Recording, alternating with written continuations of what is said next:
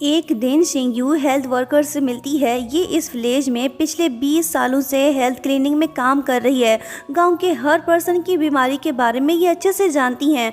वो इसे बताती हैं कि जब शोयू आर्ट स्कूल से वापस लौटी तब उसका मिसकैरेज हो गया था, जिसके बाद वो हमारे हेल्थ क्लीनिंग में आई थी। जब तुम्हारी मॉम को ये बात पता चली तो वो उस पर काफ़ी गुस्सा हुई थी। एक यंग लड़की के लिए ये बात बहुत एम्बैरेसिंग था, लेकिन ये पता नहीं चल पाया कि आखिर वो लड़का था कौन। यहीं से अफवाहों का बाजार गर्म हुआ और तुम्हारी बहन को लोग बुरी नज़र से देखने लगे। ये शॉकिंग बात सुन के शिंगयू और भी ज़्यादा कंफ्यूज हो गई। अब ये उस लड़के के बारे में जानकर रहेगी जिसकी वजह से इसकी बहन बदनाम हुई थी। फिर क्या, शिंगयू अपने भाई के साथ सच जानने में लग गई। इसी दौरान शेंग ने से मेल भेजा जिसमें शोयू की मेडिकल रिपोर्ट्स अटैच हैं। रिपोर्ट में साफ लिखा होता है कि HIV एंटीबॉडी टेस्ट पॉजिटिव। ये देखकर शिंगयू और उसका भाई शॉक्ड हो जाते हैं। जिन्यू कहता है कि आखिरकार मुझे समझ आ गया कि मॉम और डैड ने उन रूमर्स को कभी क्लियर क्यों नहीं किया, क्योंकि उन अफवाहों में सच्चाई छुपी थी। फाइनली शिंगयू को ये पता चल गया कि उसकी बहन की मौत एड्स की वजह से ही हुई थी। इसकी सारी कोशिशें बेकार गईं, लेकिन अब एक नया पिंडोरा बॉक्स खुल गया है। शिंगयू डिसाइड करती है कि अब ये उस लड़के को ढूंढ कर ही रहेगी जिसने उसकी बहन के साथ ऐसा किया। शिंगयू सिटी वापस लौट आई। इसका गांव शहर से ज़्यादा दूर नहीं। स्कूल में एनुअल हेल्थ चेक के दौरान कोई शिंगयू के शूज़ चुरा लेता है, जिसकी वजह से उसे बहुत एम्बैरेसमेंट होती है। जब शेंग इसे उदास देखता है तो इसका दिल नरम पड़ जाता है। क्लास के दौरान सब पढ़ने में बिजी हैं, लेकिन लड़के की नज़र लड़की पे टिकी हुई है जो कि काफ़ी सैड दिखाई दे रही है। अब ये बिना शूज़ के घर कैसे वापस जाएगी। क्लास एंड होते ही शेंग शिंगयू के पास आके उससे बोलने लगता है कि आज तुम्हारी ड्यूटी है ना, तो जाते हुए इन शूज़ को ट्रैश कैन में फेंक देना। ये बोल के वो चला गया।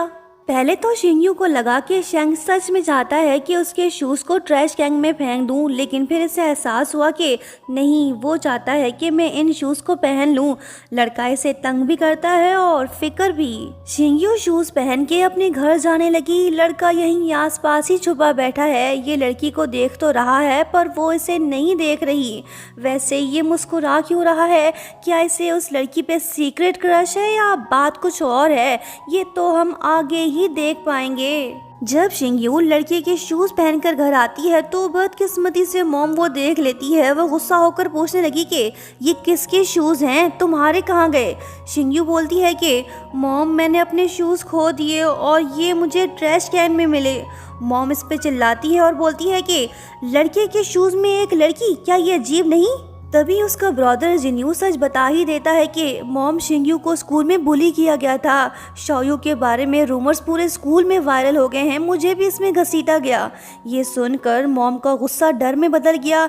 ये शिंगयू को दिलासा देने के बजाय इसे एडवाइस देने लगी। फिर एक दिन गांव के किसी घर में आग लग जाती है। अरे ये तो शिंगयू का पुराना घर है जो कि फ्लेम्स में घिरा हुआ है। आंटी शिन इनके घर में ही रहती है जो कि नॉर्मल पर्सन नहीं है। शायद वो शोयू को अच्छे से जानती है, तभी तो उन्होंने शिंगयू को शोयू समझ के हक कर लिया था।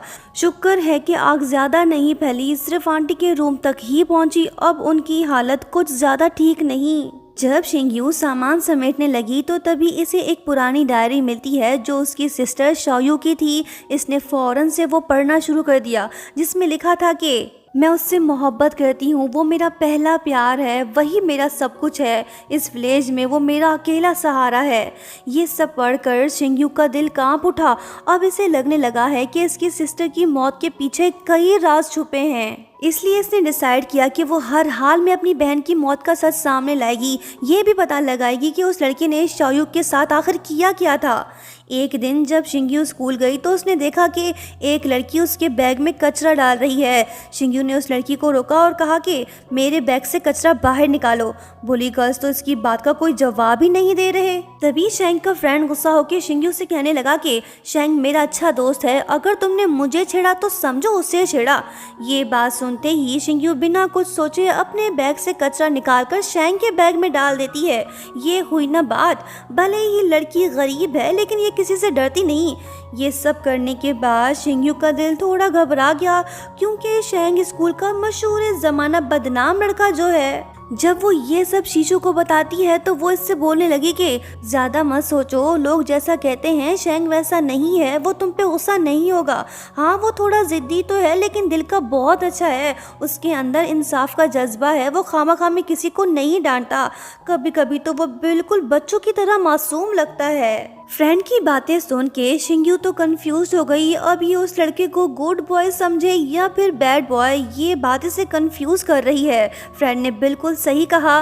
फिर एक दिन इसने अपनी आंखों से देखा कि शेंग अपने बेस्ट फ्रेंड को डांट रहा है। ये उस पर काफ़ी गुस्सा हो गया।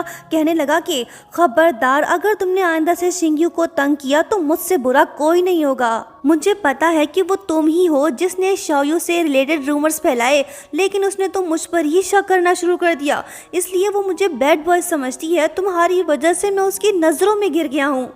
ये सब सुन शिंग्यू को यकीन हो गया कि शेंग जैसा दिखता है वैसा है नहीं, वो वाकई में दिल का अच्छा है। फिर इसने देखा कि शेंग ने अपने बेस्ट फ्रेंड को पनिशमेंट दिया। ये देखकर लड़की के चेहरे पे पहली बार एक हल्की सी मुस्कुराहट आई। ये तो बस मिसअंडरस्टैंडिंग ख़त्म होने की शुरुआत है। देखते हैं शिंग्यू कब शेंग को अपना फ्रेंड बनाती है। लेकिन उससे पहले ये जानना ज़रूरी है कि शेंग इस लड़की पे इतना रहम क्यों कर रहा है। दरअसल बात यह है कि शेंग को इसकी पुरानी दोस्त ने बताया कि शिंग्यू पास्ट में बहुत कुछ फेस कर चुकी है, प्लीज़ तुम उसे परेशान मत किया करो। बस सबसे ही ये लड़का शिंग्यू को ज़्यादा तंग नहीं कर रहा। शिंग्यू अपने घर पहुंच गई। फाइनली इसे फील होने लगा है कि इसका बिहेवियर शेंग के साथ ठीक नहीं था। स्कूल में बस वही है जो इसकी हेल्प करता है। वो सब याद करके लड़की का दिल नरम पड़ गया। फिलहाल इसके दिल में कोई हलचल नहीं होगी भी कैसे, बेचारी इतनी मुश्किलों में जो फंसी हुई है, और ना ही मोम इसे किसी से प्यार करने देगी। वजह है शाओयू।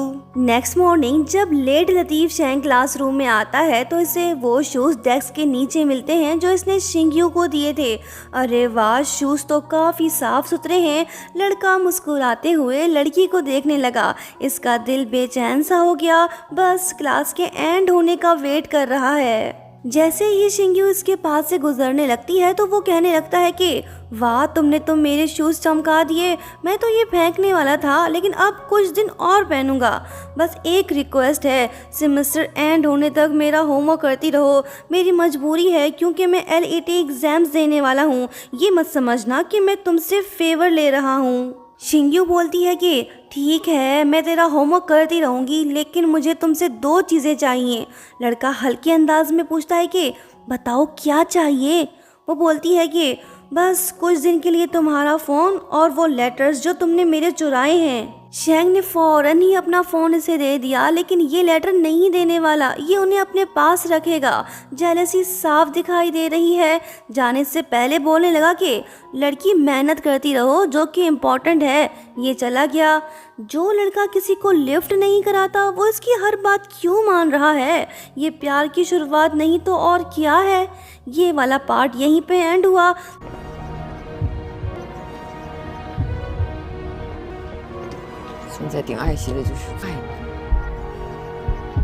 दोस्तों, लाइक शेयर सब्सक्राइब और हाँ, प्यारा सा कमेंट करते हुए जाना। Thank you so much for watching. Bye bye.